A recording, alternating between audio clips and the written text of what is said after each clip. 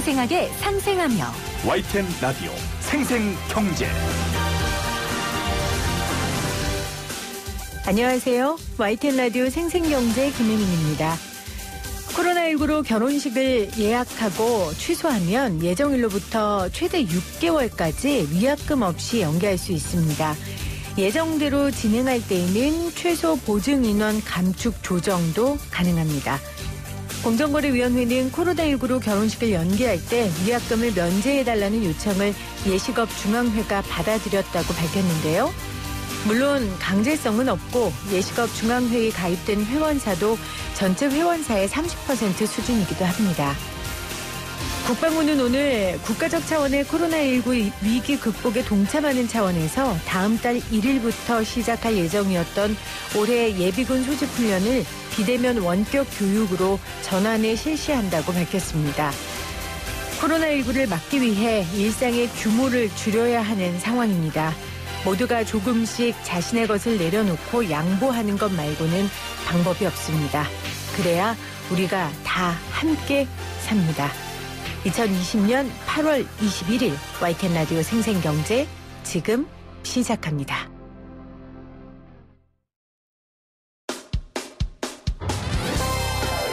가불의 경제학이 아닌 상생의 경제학을 말하는 경제방송 YTN 라디오 생생경제.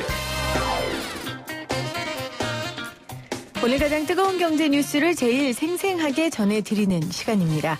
코로나19로 사회 거리두기 2단계를 실시 중에 있습니다. 부디 여기서 잘 마무리돼서 3단계로 격상되지 않기를 간절히 기원합니다.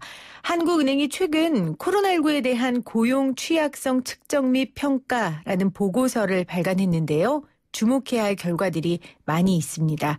보고서를 작성한 한국은행 조사국 고용분석팀 531 과장 전화로 연결돼 있습니다. 과장님 안녕하세요. 네, 안녕하세요. 한국은행의 531 과장입니다. 네, 반갑습니다. 이 보고서 직접 작성하신 거 맞으시죠? 예, 맞습니다. 네. 예. 코로나19에 대한 고용 취약성 평가 어떻게 작성하게 되신 건지 배경을 좀 설명해 주실까요? 네, 일반적으로 경기가 부진할 때는 사회 경제적 취약계층이 가장 크게 영향을 받기 마련인데요.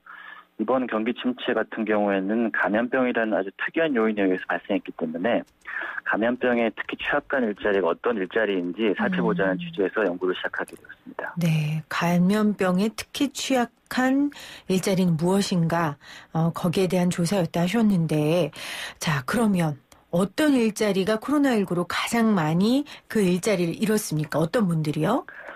저희가 그 전체 일자리를 산업별, 직업별 특성에 따라서 크게 세 가지 기준에 근거해서 평가를 해봤는데요. 먼저 필수적인 일자리인지 아닌지, 그리고 재택근무가 가능한지, 그리고 대면 접촉도가 높은지에 따라서 취약 일자리를 구분했습니다. 그 결과 저희가 식별한 비필수 일자리, 그리고 비재택근무 일자리, 고대면 접촉 일자리가 지난 3월 이후 고용 감소의 대부분을 차지하는 것으로 나타났습니다. 아, 그렇군요.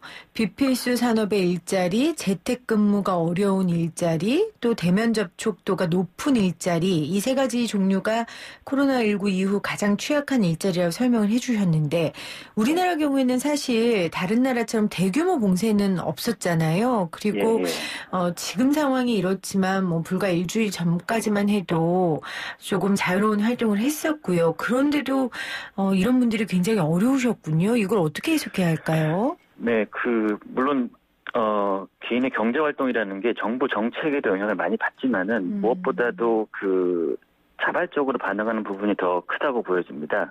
그러니까 우리나라의 경우에 정부에서 실제 봉쇄 조치를 시행하진 않았지만은 소비자들이 밖에 나가서 즐기는 소비를 줄이고 고용주들도 채용을 연기하는 등 개별 경제 주체들이 자발적으로 봉쇄에 준하는 방식으로 대응한 것으로 판단이 됩니다. 그렇죠. 이게 하루 이틀도 아니고 벌써 몇 개월째입니까?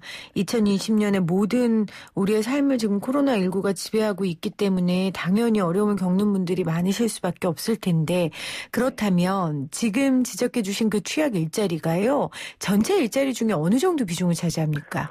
네, 먼저 봉쇄 조치 하에서 출퇴근이나 영업이 불가능한 비필수 일자리가 전체 취업자 대비 42%고요. 그다음에 재택근무가 어려운 비재택근무 일자리가 74%, 그리고 마지막으로 감염병 확산의 매개가 될 수 있는 고대면 접촉 일자리가 55% 수준으로 측정이 되었습니다. 그러면 이분들은 조금 감염병 상황이 좋아지면 고용 회복도 빨라질까요? 아니면 더 그만큼 조금 다른 직업보다 2배, 3배 더 걸릴까요? 네, 세 가지로 제가 식별했는데 네. 그 세 가지 종류에 따라 조금 다를 것 같습니다. 일단은 그렇겠죠. 비필수 일자리는 봉쇄 조치나 이런 것들이 좀 완화되면은 좀 그래도 빨리 회복이 될 수 있을 것 같은데 고대면 접촉 일자리 같은 경우에는 좀 더 중장기적으로 좀 지속적으로 고용 회복이 좀 어렵지 않을까 그렇게 생각이 됩니다. 그 예를 들면요, 과장님, 그 고대면이라고 하면 어떤 직업군이 있을까요? 그러니까 서비스? 실제 작업을 하면서 그러니까 다른 사람들과 접촉도가 높은 일자리, 항상 다른 사람을 대면해야 되고, 그리고 그로 인해서 감염 위험이 높은 일자리들, 보통 뭐 매장 판매직이라든지 보통 좀 저숙련 서비스 일자리들이 그런 고대면 접촉 일자리에 많은 비중을 차지하고 있습니다. 네, 뭐 숙박, 음식, 부동산, 예술, 스포츠, 여가 분야 뭐 이런 분야겠고 아무래도 서비스나 판매업이나 단순 노무직 이런 분들이 지금 우리가 말하는 지금 어려운 일자리 군에 들어가시는 분들일 거예요. 결국은 저소득, 저학력, 청년층, 여성 뭐 이런 취약계층에서 코로나19로 인한 고용 취약성이 상대적으로 높게 나타날 수밖에 없다면 고용 정책도 이분들을 맞춤으로 조금 더 세심하게 접근해야 하지 않을까 하는 생각이 드는데요. 네, 저희가 연구한 결과 중에 가장 중요한 것 중에 하나가 결국에는 그 코로나 위기 이전의 취약계층이 이번 코로나에 가장 큰 영향을 받고 있다는 사실인데요. 그러니까 이 얘기는 결국 향후에 소득 분배 구조가 조금 더 악화될 수 있다는 점을 시사하고 있습니다. 그래서 아무래도 요 위에 앞에서 언급한 그런 해당 취약 일자리에 대한 선별적인 지원이 좀 더 필요할 것으로 판단이 됩니다. 네. 코로나19에 대한 고용 취약성 평가라는 보고서를 작성하신 한국은행의 531 과장과 함께 인터뷰 나누고 있는데요. 과장님, 그 최근에 지금 확진세가 지금 어마어마합니다. 지금 저희 스튜디오에서도 가림막을 다 설치하고 지금 방역에 다른 때보다 훨씬 2배, 3배 신경 쓰고 있는 상황 가운데 있는데 그러면 이렇게 경제봉쇄 조치가 혹시나 취해지거나 3단계로 올라가게 되면요. 이게 또 고용시장에 미치는 파급력이 크지 않겠습니까? 이 부분도 전망해 보셨습니까? 예, 일단은 저희 우리나라 정부에서 3단계로 상향했을 때 실제로 어느 정도로 봉쇄 조치가 강하게 진행될지는 아직까지 좀 불분명한데요. 저희가 상정한 거는 미국이나 이탈리아처럼 그 정도 수준의 강력한 봉쇄 조치를 저희가 취한다고 했을 때, 그랬을 때 가장 취약한 일자리가 비필수직이면서 재택근무가 어려운 일자리입니다. 예를 들어서 매장 판매직이나 학원에서 강사로 일하시는 분들은 봉쇄 조치가 시행되면 출퇴근이나 영업이 불가능하고 재택근무도 어렵기 때문에 일을 하고 싶어도 할 수 없는 상황에 직면하게 되는데요. 이러한 비필수직이면서 동시에 재택근무가 어려운 일자리가 전체 일자리의 35%를 차지하고 있습니다. 꽤 많네요. 예. 그래서 전체 취업자 3명 중에 1명은 강력한 봉쇄 조치가 시행이 되면은 정상적인 경제 활동을 하는 것이 좀 어려운데요. 근데 다만 그렇다고 해서 이제 일자리 3개 중에 하나가 바로 사라지는 것은 아니고요. 우선은 단축 근무나 일시휴직 등 근무 시간이 줄어드는 방향으로 먼저 조정이 일어나고 그 이후에 이 중에 일부 일자리는 또 실업으로 연계될 수도 있을 것 같습니다. 참.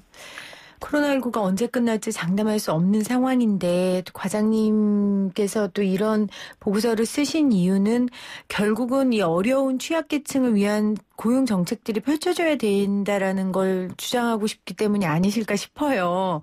정부가 좀 이 쓰신 보고서를 좀 근거로 해서 어려운 취약계층을 위한 보조금 지급이라든지 뭐 고용 안정책 마련해야 하지 않을까요? 조언을 좀 해주신다면요. 물론 정부에서도 지금 고용유지 지원금 연장이라든지 일부 취약 일자리에 대한 지원을 강화하는 노력을 계속하고 있습니다. 하고 있는데 저희가 앞서 살펴보았듯이 개인 특성에 따라서 이 코로나에 의한 타격이 차이를 보이고 있기 때문에 선별적인 대책을 시행하는 게 가장 이상적이기는 합니다. 그런데 현실적으로 이 정책을 실행할 때 선별 작업 자체도 쉽지 않은 점이 있기 때문에 그런 점이 또 정책 당국의 또 애로사항이라고 판단이 됩니다.